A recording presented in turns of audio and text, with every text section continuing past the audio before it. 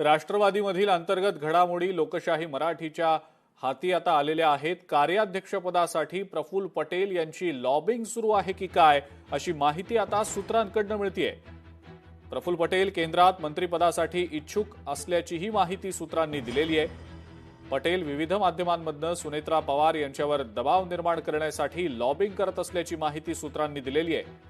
पक्षातल्या नव्या रचनेत पटेल यांना कार्याध्यक्षपद देण्यात न आल्यानं पटेल यांच्याकडून या हालचालींना सुरुवात झाल्याचं आता सूत्रांचं म्हणणं आहे। पटेलांना कार्याध्यक्षपद देण्यास काही आमदारांचा आणि काही ज्येष्ठ पदाधिकाऱ्यांचा विरोध असल्याच्या चर्चा आहेत। दादांनंतर आता पटेल यांनी सर्वांना अंधारात ठेवत निवडणूक आयोगाशी परस्पर केलेला पत्रव्यवहार हे नाराजीचं कारण असल्याचं, अनेक आमदारांचं नाराजीचं हे कारण असल्याचं समोर येताना दिसतंय। आणि त्याचमुळे प्रफुल्ल पटेल आता केंद्रात मंत्रिपदासाठी इच्छुक आहेत की काय अशा चर्चांना सुरुवात झालेली आहे। मात्र एनडीएकडून या प्रस्तावाबाबत कोणत्याही हालचाली नाहीत असं देखील समजतंय। या राजकीय घडामोडी संदर्भातली माहिती आपण जाणून घेणार आहोत। चंद्रशेखर भांगे आपले प्रतिनिधी या संदर्भातली माहिती देत आहेत आपल्याला। चंद्रशेखर, ही एक खूप मोठी घडामोड आहे। प्रफुल्ल पटेल यांच्या संदर्भातली जी माहिती सूत्रांकडून आता मिळतेय, काय नेमका यामागचा तपशील आहे? अजिंक्य, आपण बघू शकतो की गेल्या अनेक दिवसापासून हे सगळे प्रकार जे ते सुरू आहेत। राष्ट्रवादी काँग्रेस पक्ष, अजित पवार हा जो गट आहे, या गटाचा जो दावा आहे किंवा ज्या अध्यक्षपद आहे ते खरं तर प्रफुल्ल पटेल यांना हवं होतं किंवा त्यांना पाहिजे असं पूर्वीपासून जे आहे तो सुरू होतं। तसं पत्र सुद्धा काही महिन्यापूर्वी जे आहे ते निवडणूक आयोगाला प्रफुल्ल पटेल यांनी दिल्याचं सांगितलं जात होतं। परंतु आता आपण पुन्हा जी महत्वाची अपडेट बघतोय ते या सगळ्या राष्ट्रवादी काँग्रेस पक्षाचं कार्याध्यक्षपद, अर्थात हे राष्ट्रीय पद जे आहे ते प्रफुल्ल पटेल यांना मिळावं यासाठी हालचाली सध्या सुरू असल्याचं सांगितलं जात आहे। आणि दुसऱ्या बाजूला जर आपण पाहिलं तर केंद्रामध्ये राष्ट्रवादी काँग्रेस पक्षाच्या कोट्यातून जे आहे ते मंत्रिपद जे आहे ते प्रफुल्ल पटेल यांना मिळावं अशी सगळी चाचपणी सध्या सुरू आहे त्यांच्याकडून।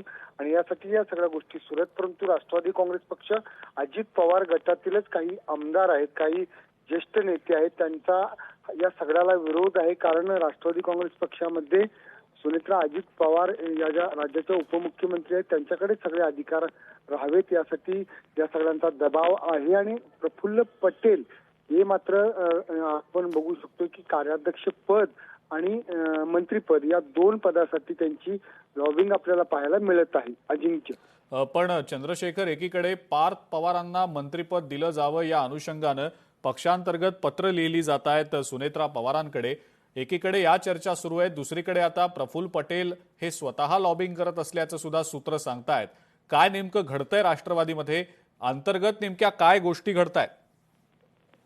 अगदी बरोबर आहे। ज्या पद्धतीनं राष्ट्रवादी काँग्रेस पक्ष, अजित पवारांचा जो पक्ष आहे त्या पक्षामध्ये मंत्रिपदासाठी मोठी लॉबिंग आपल्याला पाहायला मिळत आहे।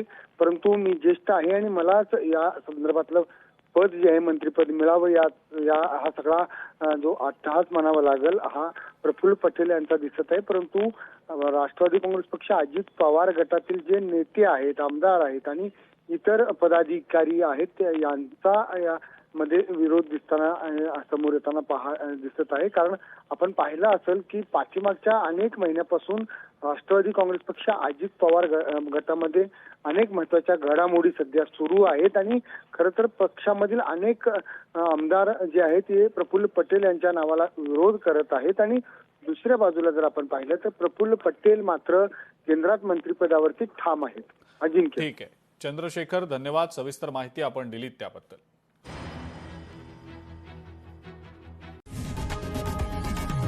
लोकशाही मराठी ऐका, पहा, जागरूक रहा।